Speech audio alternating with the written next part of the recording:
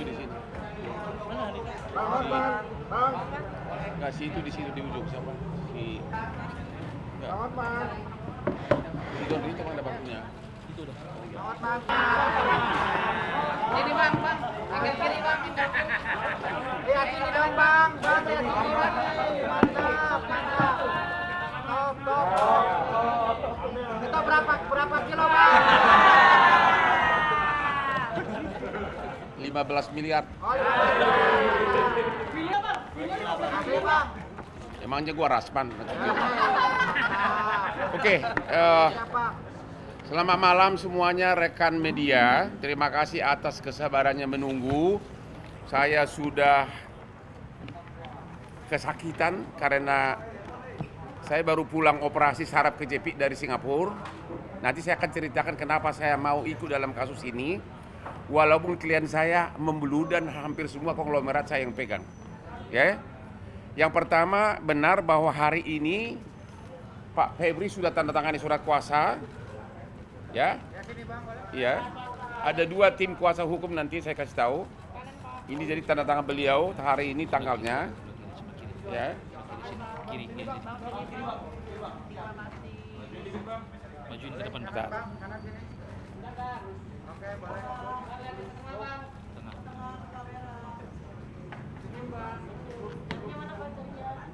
Dah? Oke. Yang kedua kuasanya adalah pengacara Farisi yang di sebelah kanan saya ini. Ya.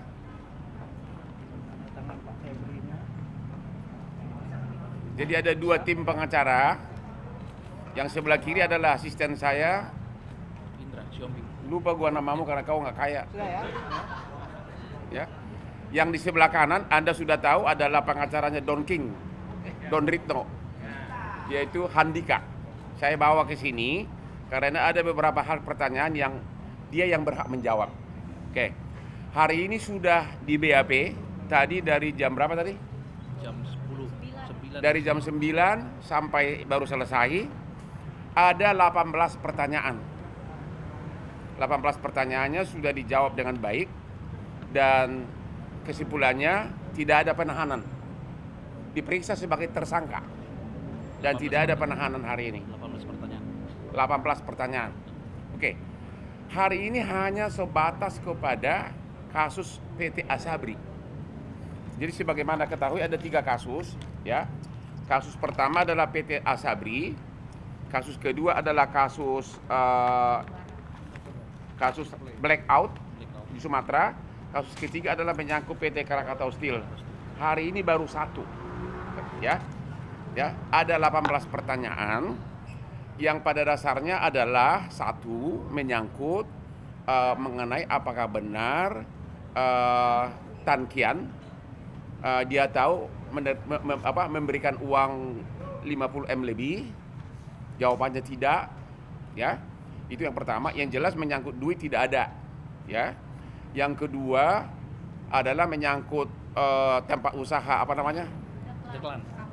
KP Deklan, itu tanah sewa oleh si klien beliau. Nanti dia akan menjelaskan, yaitu si Don Ritno, ya. Don Rito ya. Don Rito. Ya, Don King aja deh. Don King. Yang ketiga menyangkut rumah di Sentul. Di rumah Sentul itu sejak sampai tahun 2022 housekeepingnya pun ART-nya pun sudah bukan Pak Febri yang bayar karena sudah waktu itu dipakai oleh sama lagi Don Ritno, ya. Sudah dipakai dan dia juga berhak renovasi, ya. Jadi total nggak ada lagi penguasaan secara fisik. Demikian juga money changer juga dia tidak ada kaitan apapun.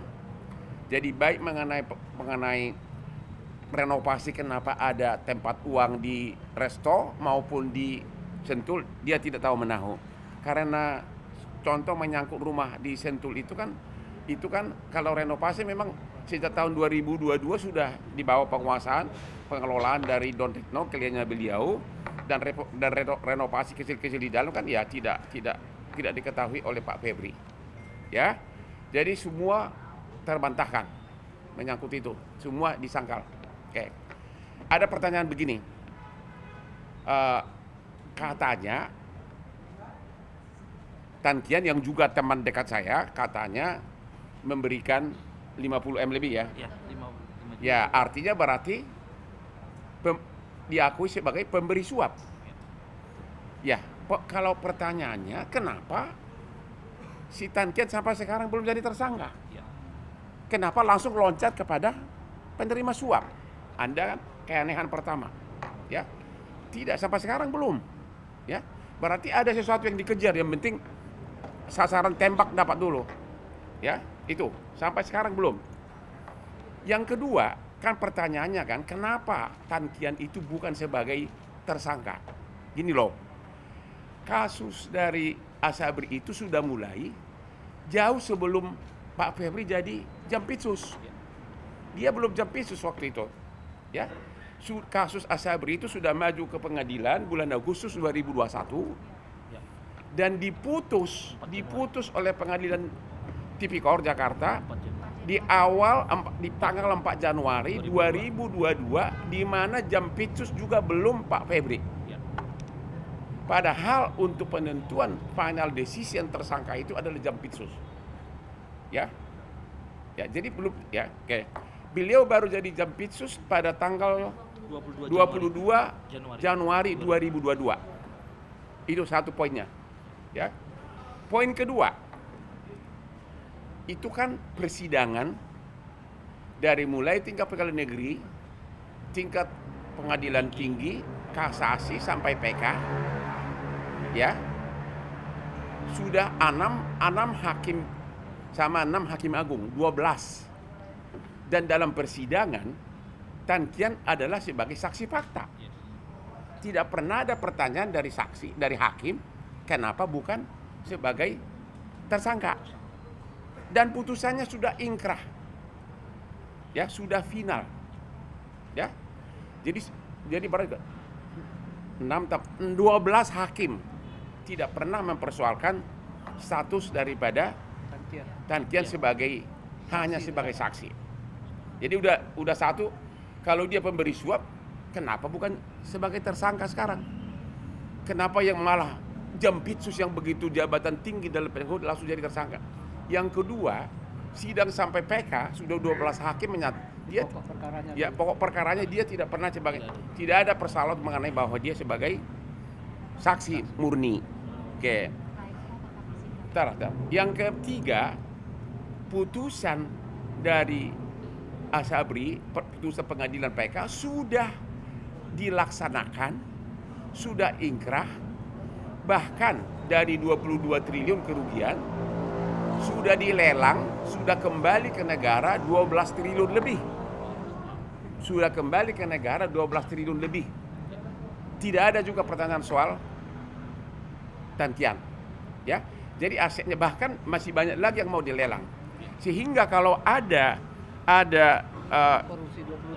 tuduhan bahwa korupsi 22 triliun itu sudah salah total.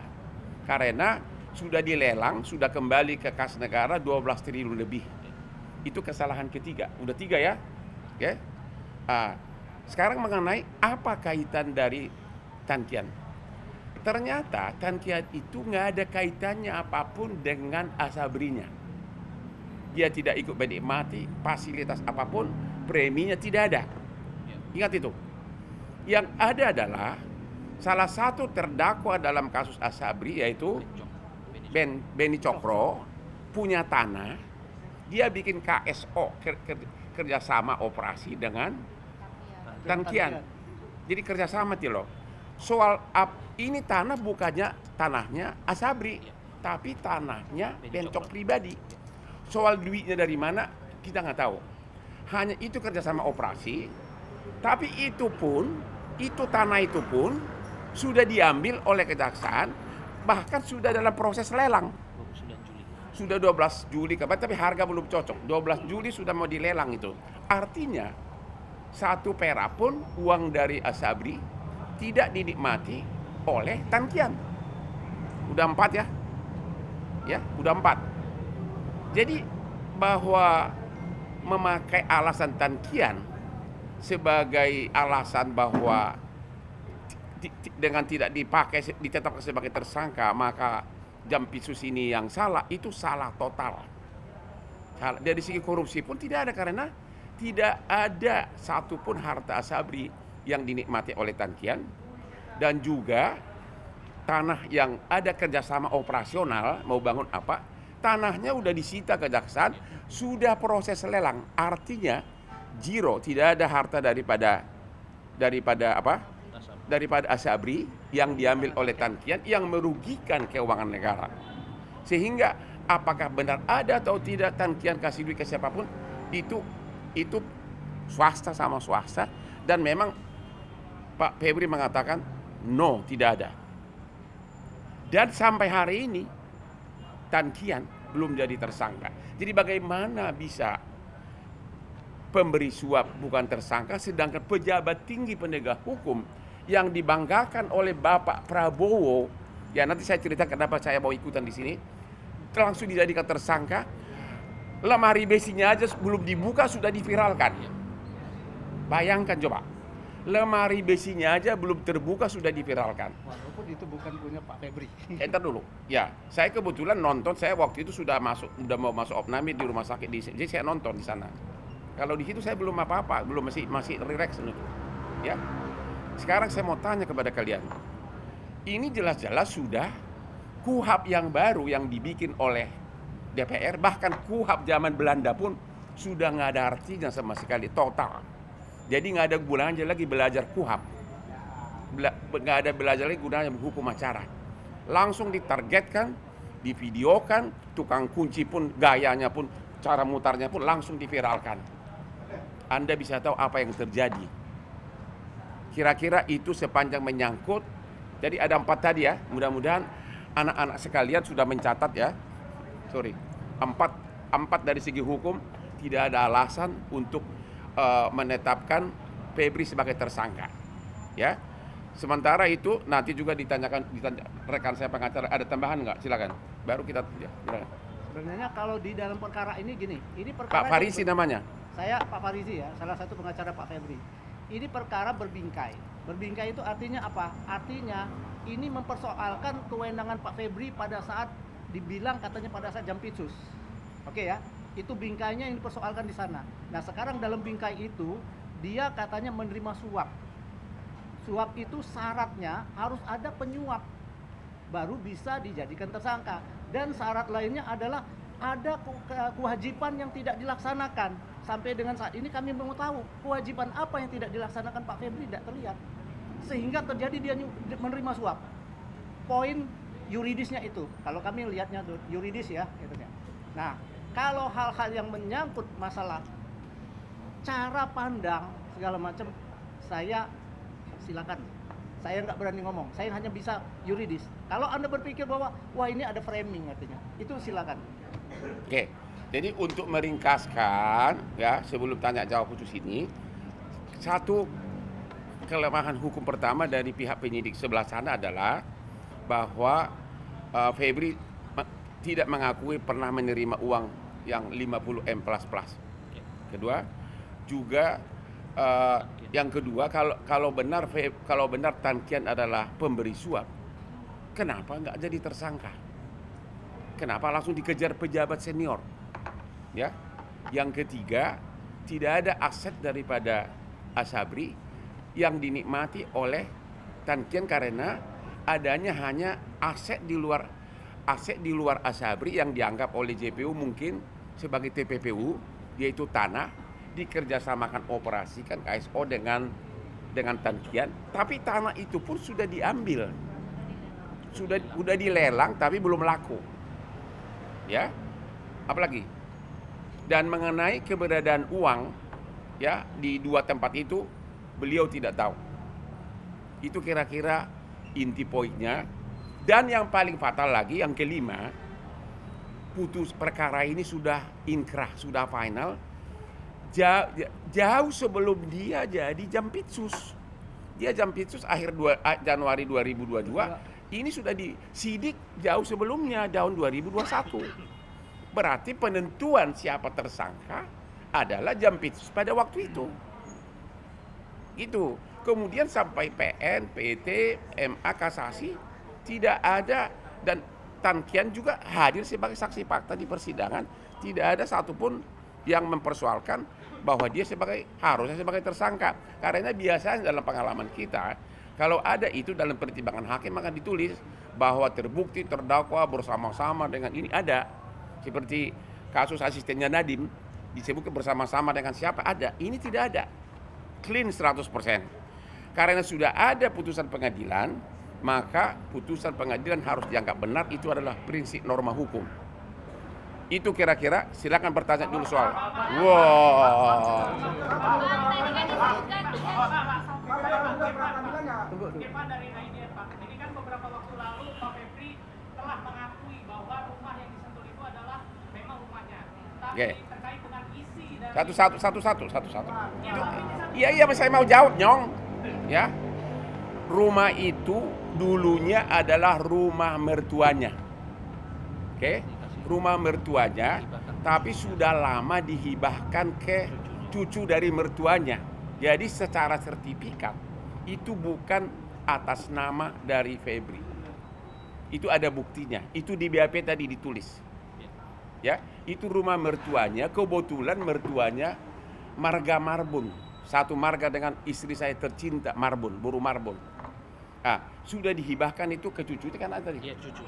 Ke cucunya, yaitu anak dari Febri. Febri. Itu sudah sertifikat atas nama dia, dan itu sudah jauh sebelum kasus Asabri. Jadi bukan rekayasa. Udah dibilangin tadi, sejak tahun 2022 itu sudah dibawa penguasaan dari klien dia Don Ritno sebagai Don Rito atau Don King. Sekarang karena menyangkut uang itu kami tidak berhak menjawab. Silakan jawab dulu, Bos. Menyangkut uang ya. Uang dari Tan Kiang 5 juta dolar Singapura mau dihubungkan dengan barang bukti berupa uang yang ada di Cafe Cipete di tempat money changer, kemudian di rumah Sentul. Itu pasti tertolak karena sumbernya bukan dari Tan Kiang. Oh, ada uang masuk 80 M. Mana? Nih, you terangin deh, ini uang apa nih? Ada 80 miliar dari rekan bisnis dari kliennya dia, tapi saya tidak berhak menjawab masuk ke kliennya dia. Betapa kayanya kliennya dia, tapi lebih kaya saya.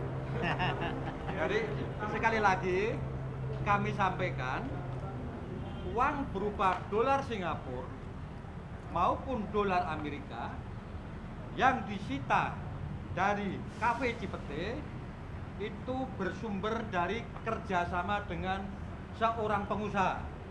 Tapi mohon maaf, hari ini pun kami belum berani menyebut namanya. Untuk apa? Untuk membangun pelabuhan di Kalimantan Timur. Dan salah satu ada 80 miliar. Selain daripada uang yang ditemukan di kafe, juga ada transfer ke perusahaan dalam rangka kerjasama itu 80 miliar ya? berdasar perjanjian yang sah. Jumlahnya adalah kurang lebih 80 miliar. Jadi kami simpulkan, jika dihubungkan dengan uang yang ditemukan di kafe sebanyak 3,2 juta US dolar Singapura dan 870 ribu dolar Amerika, itu pasti bukan dari saudara Tan Kiang. Ya. Kami pastikan juga keterangan saudara Ferry Boboho yang mencoba dihubungkan dengan barang bukti itu pasti tertolak secara hukum. Itu firm. Kedua, jika dihubungkan dengan perkara suplai batu bara di PLN, itu juga pasti tertolak secara hukum. Karena klien kami tidak ada urusan dengan para supplier. Mungkin fokus ini dulu Asabri, baru kita nanti ke sana. Oke. Asabri dulu, ada pertanyaan, udah puas? Masih ada pertanyaan? Jangan diulang lagi pertanyaan yang sama. Tadi kesempatan apakah ada hubungannya juga Jadi gini, menyambung keterangan tadi. Tadi udah kami sampaikan, sekitar tahun 2023, Don Rito meminta izin kepada pemilik untuk menggunakan rumah di Sentul sebagai backup operasional kantor yayasan. Kami ulang lagi, backup kantor operasional yayasan yang bergerak di bidang dakwah dan pendidikan Islam. Ini sudah bisa dibuktikan adanya sekitar 700 santri dari daerah Papua, dari daerah Maluku yang sekarang mondok di salah satu pesantren di Banten. Ke depan ada rencana dari berbagai pihak untuk membangun pesantren yang besar, masjid-masjid, dan semua fasilitas pendukung, baik itu di Papua ataupun di Maluku, serta di daerah NTT. Nah, kenapa kok disimpan dalam bentuk emas? Kenapa disimpan dalam bentuk dolar Singapura? Kenapa disimpan dalam bentuk dolar Amerika? Pada saatnya kami akan jelaskan setelah para pihak yang berkontribusi itu diperiksa oleh penyidik Jampitsus, disertai dengan semua bukti-bukti yang kuat, yang sahih dan relevan. Kami tidak mau mendahului itu dulu. Kita tidak mendahului. Oke. Jadi sementara itu. Jadi sekali lagi semua unsur pembuktian yang vital untuk membuktikan adanya suap tidak dipenuhi. Pemberi suap tidak tersangka, hak uang harta Asabri tidak ada dinikmati oleh Tan Kian, sudah disita dan sudah dilelang, dan salah total pernyataan penyidik Polri yang menyatakan kerugian negara 22 karena 22 itu sudah kembali 12 triliun dari lelang putusan PK pengadilan. Ya, sisa masih banyak tanahnya, termasuk tanah KSO antara Bencok dengan si Tan Kian ini sudah dilelang tapi belum laku. Jadi 1 meter pun Tan Kian tidak menikmati apapun. Pertanyaannya, kenapa Tan Kian mau katanya membuat berita acara? Waktu akan menjawab. Ya, waktu akan menjawab apakah dia akan tetap sama itu atau tidak, atau apa yang dikhawatirkan. Kami tidak bisa ngomong sekarang. Waktu akan menjawab. Asabri itu dulu ya, nggak ada lagi yang aneh. Mengenai Asabri, Bang, sebenarnya mengenai status Febri itu tersangkanya berdasarkan sprindik dari Polri atau dari sprindik kejaksaan? Sprindik lanjuti terhadap Yang mana yang sekarang? Asabri, Bang. Kan statusnya Ntar dulu, tersangka. Asabri yang mana? Kan status Febri kan di yang tersangka. Yang sekarang. Itu sprindik dari kejaksaan atau sprindik dari Polri? Saya jawab itu. Ya. Ini kami merujuk kepada panggilan ya. Berdasarkan panggilan yang ditujukan kepada klien kami, Pak Febri, itu panggilannya sebagai tersangka. Karena panggilannya sebagai tersangka tentu ada dasarnya. Saya lihat dasarnya adalah sprindik yang ditetapkan oleh Poldam itu. Jadi intinya ini adalah pengalihan daripada tindak lanjut daripada Polda. Mereka menindaklanjuti dengan pemanggilan tersangka di sini. Di sini itu. Tapi memang di sana saya lihat juga ada sprindik dari Kejagung juga. Kalau sprindik dari Polda itu spesidik tanggal 6 Juli 2026. Kalau ini tadi pada tanggal berapa yang baru-baru ini dimasukkan dalam satu panggilan kami. Jadi kalau ditanya dua-dua menjadi dasar dan sebagai tersangka panggilannya. Ya. Udah dulu. Udah deh, udah itu dulu. Tadi Bang, itu kan Abang lihat memang ada sedikit yang dikangkangi juga. Wah, tindak lanjut dari pengacara nanti selanjutnya apakah akan Ya, ntar dulu belum selesai ini dulu, kamu langsung Satu-satu tidak dulu, lanjut. Sabar. Oke. Jadi, dah dulu. Jadi, ya. Semua perbuatan yang dilakukan terhadap Febri jelas-jelas telah merobek-robek isi KUHAP, melanggar semua hukum acara, melanggar semua ajas hukum, bahkan zaman Belanda pun nggak ada begitu. Pertanyaannya adalah why dan kenapa? Padahal targetnya itu adalah seorang Jampitsus yang dibanggakan oleh Presiden Prabowo karena sudah begitu banyak, sudah hampir 500 triliun uang yang sudah terkumpul. Nanti saya akan bahas itu. Itu dulu Asabri ya. Nggak ada lagi, sudah kan? Sudah kita bantah semua. Pak Sabri bang, itu kan pasal yang diterapkan Polri 12E, artinya Tankian ini sebagai korban pemerasan dari Febri. Korban kekerasan. Bisa saya jelasin, saya jelas. Sini sebentar. Kok lo dapat detail begitu, lo udah didikte lo ya? Gini, jadi intinya kalau di dalam surat saya jawab satu-satu ya. Saya jawab satu-satu. Berdasarkan surat perintah penyidikannya, memang betul ada pasalnya 12E dan 12B. Sekarang kalau memang 12E, pemerasannya di mana? Karena apa? Kenyataannya seperti dinyatakan Pak Hotman tadi, semua kegiatan yang ada ini terlaksana, tidak ada yang dikurang-kurangi. Artinya hak-hak dari siapa Tankian katanya sampai harus diperas itu nggak ada, tetap terpenuhi semua. Dan hadir di persidangan di bawah sumpah selama persidangan dari Asabri tidak mengatakan dia diperas. Tapi dia tidak menjadi tersangka di perkara pokok Sabri. Kan dia kan saksi Kalau fakta, harusnya disumpah. Saya ulangi ya. Perkara pokok itu sudah diuji mulai dari Jampitsus yang lama sampai dengan pengadilan. Satu. Kenapa? Karena tidak ada kaitan Tankian di perkara uang negara. Justru uang dia ada di sana, katanya kerjasama. Nah, itu yang jadi masalah. Sempat ditanya sebagai saksi. Itu persoalannya. Apakah kita harus menjadikan tersangka? Zolim itu artinya. Jadi saya nggak tahu, serah kalian. Atas harta dan uang dari Asabri, Tankian nggak ada kaitannya. Ya, dia hanya terkait si Bencok itu beli tanah, ini kerjasama, hanya itu tok.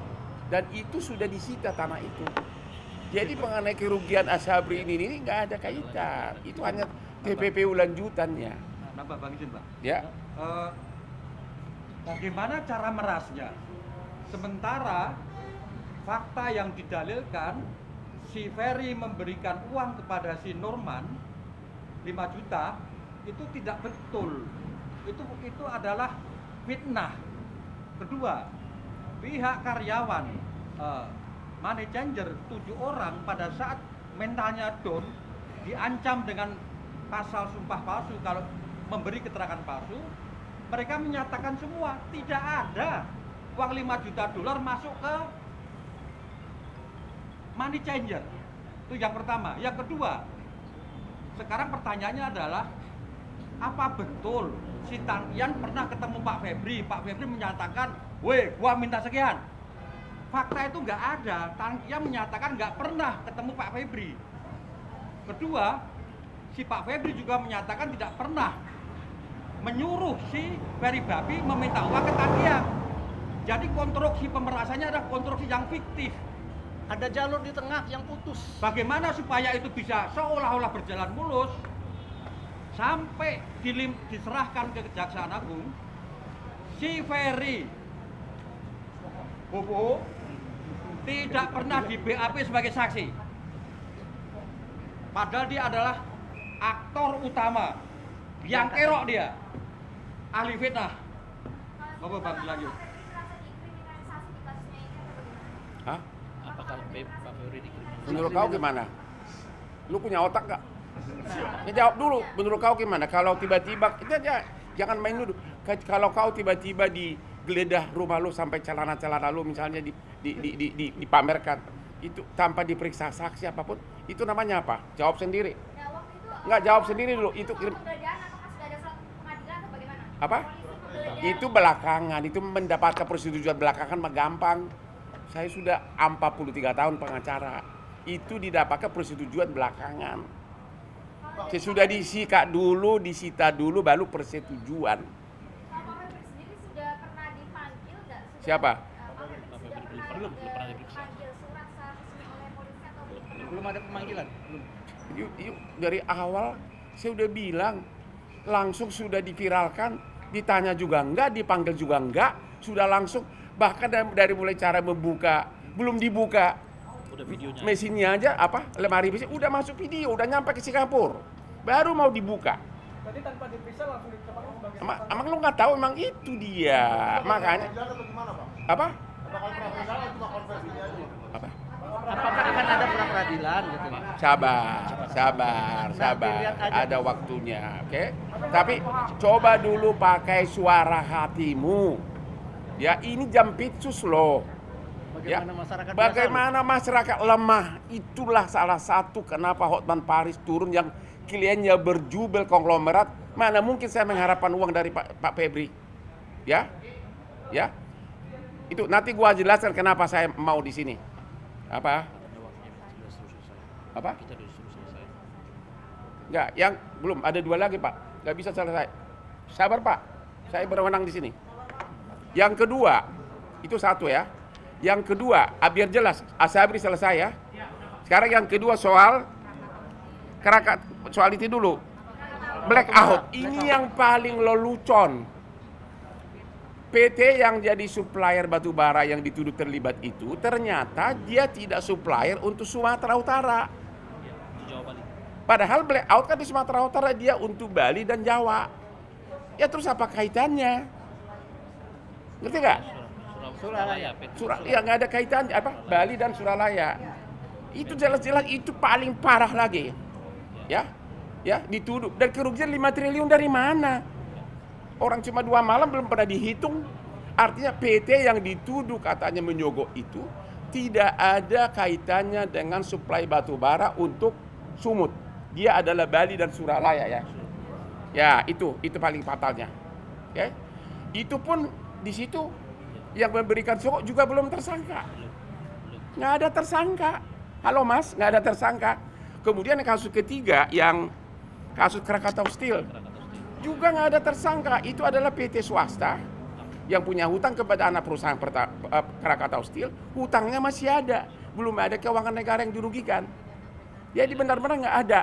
Karena agar gerak cepat, saya akan terangkan mulai yang poin lain ya. Ya sekarang kenapa seorang Hotman Paris yang sudah sukses mau? Ingat, saya 25 tahun sebagai pengacaranya Prabowo. Semua perkara besar dia termasuk adiknya Hasim saya yang pegang.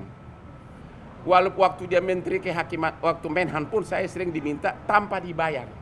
Waktu saya di Singapura, saya kan operasi saraf kejepit. Jadi saya benar-benar nggak bisa bergerak karena 2 hari harus itu. Saya melihat benar-benar saya merasa miris. Karena apa? Jampitsus itu adalah yang dibanggakan oleh Presiden Prabowo karena dengan dia negara mendapatkan sebagai Satgas PKH 300 triliun. Kemudian dalam 1 tahun. Dalam 1 tahun. Kemudian pengembalian kerugian negara dapat 130 triliun. Sudah 430 triliun. Kembali dibanggakan oleh Presiden. Bayangin orang yang kebanggaannya Presiden tiba-tiba dikriminalisasi bahkan tanpa pamit sama Presiden. Karena waktu saya di Singapura saya bikin akun bahwa nggak mungkin Presiden nggak tahu. Ternyata nggak. Itu 430 triliun. Lu bayangin coba. Disitulah saya merasa marwah dari klien saya yang sampai sekarang hubungan baik, saya merasa tertantang. Walaupun saya namanya jadi sedikit karena 90% follower saya biasanya semua kasus viral yang melanggar hak asasi gua yang pegang gratis. Semua, termasuk Anda tahulah, semua yang di Indonesia ini. Mereka kalau ke Komnas nggak laku kasusnya. Kalau saya yang viral bom. Sudah 10 tahun saya begitu. Kasus Yupita, kasus polisi yang kemarin juga yang bikin, kasus Radit di Matar, kasus pesantren Lombok, kasus ABK kapal yang itu semua. Kalau udah saya ngomong sukses semuanya. Saya tidak minta imbalan apapun, walaupun semua konglomerat klien saya. Itulah saya terpanggil ya, karena saya merasa ada yang baik.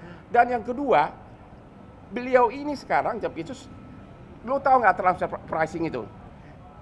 Dalam sejarah kejaksaan di Indonesia sejak zaman Majapahit, termasuk presiden-presiden yang sebelumnya, belum pernah ada kejaksaan ya, ini aja sudah 430 triliun yang terkumpul uang berupa uang cash masuk ke kas negara.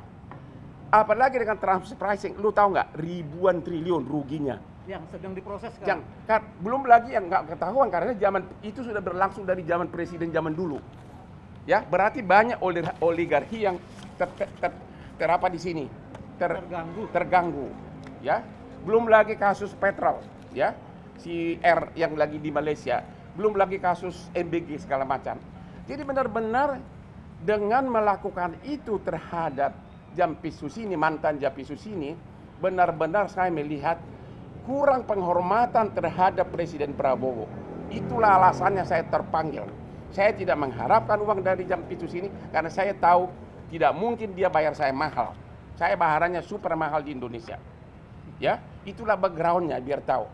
Sudah, kamu tahu semua bantuan hukum yang kita kasih, yang saya kasih itu banyak uang dari saya nggak usah bilang. Kasus Radit semua saksinya gue yang biayai. Kasus ABK kapal gue yang biayai ke Komisi 3. Semua, nggak mungkin. Puluhan pengacara saya kirim. Jadi bagi follower saya yang merasa kok Hotman sekarang jadi begitu, yang semula 95% sebagai pengagum saya, silahkan gue ambil resiko itu. Tapi di mana logikanya?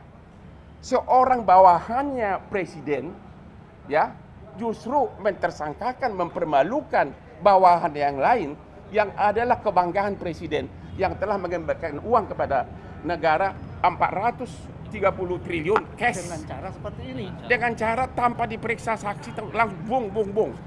Anda jawab sendiri, ada apa? Memang tujuannya sudah terkabul, akhirnya dia mundur, sudah menang. Tapi hukum akan berjalan terus, itulah background saya.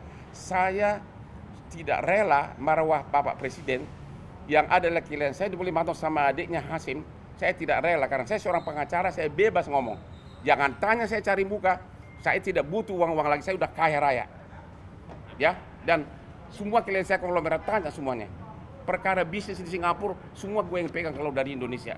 Kemudian benar-benar saya merasa selama saya di Opname, saya kok presiden digituin? Padahal banyak video-video dari presiden saat membanggakan uang hasil temuan dari Jampitsus, tentu dengan atasannya Jaksa Agung. Inilah, Anda sudah tahu itu, berpuluh-puluh triliun. Kok bisa orang yang tangan kanannya ini begitu saja dipermalukan, melanggar KUHAP? Kalau ada yang mengatakan itu tidak melanggar KUHAP, ayo kita sama-sama robek gelar sarjana hukum kita. Benar-benar KUHAP itu tidak dipakai sama sekali. Ya, benar-benar saya merasa kok presiden digituin, padahal belum ada zaman dulu pun sejak dari SBY, dari mulai Jokowi, kejaksaan ratusan triliun, udah 430 triliun uang cash masuk ke kas negara. Belum lagi transpricing itu bisa ribuan triliun. Dan siapa yang melakukan itu? Jampitsus Febri. Kok kenapa langsung lebih rendah dari tukang ayam, lebih rendah dari pencuri ayam? Andalah yang tahu apa backgroundnya. Ya, ada lagi? Bakal pra-peradilan berarti Pak terkait pelanggaran KUHAP itu. Apa? Bakal pra-peradilan. Emang lu fakultas hukum udah jelas lah, nggak usah pakai ditanya pasal berapa. Monjong lu ah. Bakal pra-peradilan. Udahlah, nanti kalau kamu datang ke saya, pasal berapa? Ini semua, ini mantan jaksa. Jelas bahwa seseorang mau ditetapkan sebagai tersangka, apalagi dipermalukan, minimum dipanggil dulu, ya, dipanggil saksinya dulu. Kalau kau nggak tahu pasalnya, lu berhenti jadi wartawan. Soal Pak Febri sudah ditahan kok langsung dari penyidik apa Pak? Iya kan? Masih ada mau nanya apa lagi? Satu-satu sebentar. Tidak ditahan karena memang Anda sudah melihat sendiri. Anak SD pun mengatakan bahwa itu bukan tindak pidana, belum ada bukti. Kami sudah mengajukan permohonan untuk tetap tidak ditahan. Satu. Tadi dengan alasan karena beliau ini begitu ditetapkan tersangka mengundurkan diri. Itu artinya kooperatif, mempersilakan pemeriksaan secara profesional. Tanpa intervensi. Tidak mau mengintervensi. Oke. Selanjutnya kedua, karena sudah tidak Jampitsus, dia tidak bisa mengatur apapun yang ada di dalam sini lagi. Sudah ada PLT-nya. Ketiga, barang buktinya pun sudah dikuasai oleh penyidik. Apalagi itu alasan-alasan yang selama ini dikeluarkan oleh penyidik untuk melakukan penahanan. Yang terakhir, karena ada upaya hukum cekal, tidak perlu ditakutkan lagi dia keluar negeri. Menurut kami itulah alasan yang bisa mungkin diterima oleh besar. Yang paling penting kalian bertanya. Kalau Anda punya nyali bertanya, tanya kepada Kapolri. Hei, kenapa nggak nanya Pak Prabowo dulu sebelum melakukan ini terhadap tangan kanan dari yang dibanggakan oleh Presiden Prabowo? Tanya. Saya baru tahu tidak ada izin. Itu bayangkan coba. Coba bahan ini fotonya. Ada hidden agenda Bang ya? Hah? Ada hidden agenda dong berarti ya? Tanya kakekmu, masa tanya gua? Nggak tanya kakekmu lah. Ya udah deh, udah gua nggak tahu. Ya lu udah deh, saya nggak tahu agenda ini. Lu jangan tanyain. Udah deh, shut up. Nggak, saya nggak tahu. Udah deh, kok pada bisa gua menafsirkan maunya orang? Udah saya jawabannya, lu harusnya tahu. Kita tidak bisa menafsirkan. Loh. Cuma kita berpikir itu. Dah. Seorang kebanggaan dari ini, lihat nggak foto ini, kebanggaan dari presiden. Dan sudah mengembalikan ke negara 430 triliun. Belum lagi transformasi yang begitu besar yang tidak pernah disentuh sebelumnya. Begitu saja dipermalukan. Ada apa? Tanya, makanya malam ini kalian langsung ke Mabes Polri tanya kalau kau bukan pengecut. Ya? Berarti yang keliru itu dari institusi awal. Berarti. Apa? Yang kekeliruan itu berarti berasalnya dari institusi awal. Iya, betul. Udah. Dah. Kalau kau punya otak, lu tahu jawabannya. Sudah. Titik ya. Ya udah deh, jawaban sendiri lah, jangan coba-coba. Nanti kau akan tulis menurut Hotman sih. Lu udah tahu jawabannya, ya kan? Sudah mulai capek Bang, kita, berarti Bang. selama tidak ditahan ini Pak Febri ada di rumah yang di Jakarta Selatan? Gua nggak tahu. Kita nggak tiap hari nempel ke dia. Ketemu Ya. sekali aja tadi sudah selesai ya. Udah jelas? Gitu. Jadi unsur hukumnya tidak dipenuhi, unsur dari segi sopan santun, penghormatan terhadap atasan juga tidak ada. Itu terjadi, bayangkan coba. Anda lah yang tahu. Oke? Kalau ada anak Anda yang sangat membanggakan, Anda sudah menghasilkan duit bagi keluarga, tiba-tiba oleh anak yang lain langsung dipermalukan. Apa? Yang malu duluan adalah bapaknya. Makanya saya bilang, saya maju, ya. Saya tidak mengharapkan apa-apa dari presiden. Lo tahu gua dikasih jabatan apapun termasuk menggantikan siapa itu? Si Pigai, gua nggak akan mau. Nggak tertarik gua. Walaupun perlindungan HAM sudah ribuan kasus dari gua dari Kopi Joni tanpa imbalan apapun. Modal saya hanya 1 handphone. Begitu saya teriak, habis semua. Semua penjidiknya langsung kocar-kacir. That's me, Hotman Paris. Teman dekat aja MB dulu. Oke, cukup ya. Terima kasih banyak semua ya. Mari. Yuk. Mana enggak saya foto ini. Mana foto Prabowo itu? Di sana. Tahu foto ini. Sebentar. Nih. Nah, biar kalian baca ini. Inilah, ini gua foto ini. Ayo foto sama gua dong. Prabowo dengan kebanggaannya Jampitsus. Hah? Prabowo dengan kebanggaannya Jampitsus kok dibeginikan? Bang,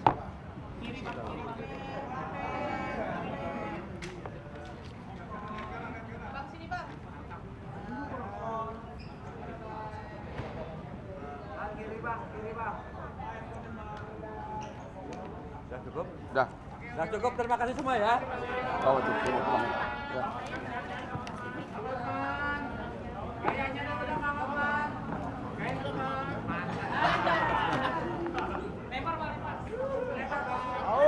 Aul. Gayanya gimana? Gua udah game ya. Total berapa bang? Bang, total berapa?